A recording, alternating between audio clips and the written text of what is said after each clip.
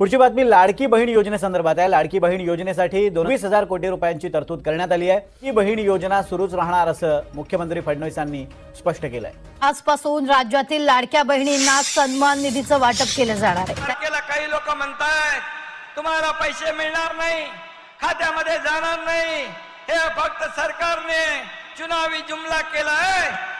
परंतु तुम्हाला एकच सांगतो, हा तुमचा भाऊ या ठिकाणी तुम्हाला शब्द देतोय, तुमच्या खात्यात 2 महिन्याचे हप्ते जमा होणार म्हणजे होणार।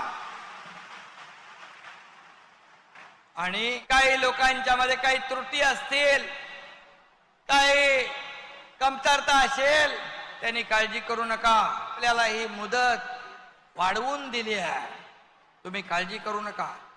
हे 2 हप्ते आता मिळतील आणि जे मध्ये राहतील त्यांना 3 महिन्याचे हप्ते आपल्या खात्यात जमा होतील। त्यामुळे कुणाचं काही ऐकू नका, काळजी करू नका।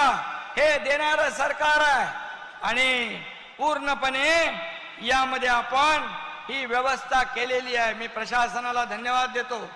प्रशासन आणि शासन ही रथाची 2 चाकं आहेत आणि आपण देखील शासन आपल्या दरबारदारीप्रमाणे या ठिकाणी या कार्यक्रमात देखील प्रचंड मेहनत घेतली आहे आणि म्हणूनच आपण मेहनत घेता तेव्हा योजना यशस्वी होत असते।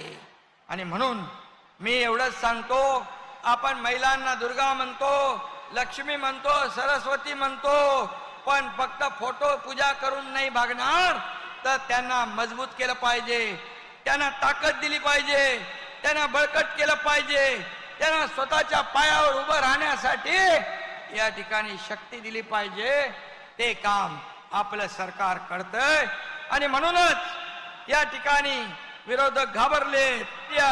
हे सरकार हे माझ्या बहिणींचं आहे, माझ्या लाडक्या भावांचं आहे आणि माझ्या सर्वसामान्य लोकांचं आहे। आणि म्हणूनच आमचा शब्द आहे की या ठिकाणी आपल्याला एवढंच मी सांगतो की जेवढ्या योजना आम्ही सुरू केलेल्या आहे, एकही योजना बंद पडणार नाही, कारण आपले आशीर्वाद या महायुती सरकारच्या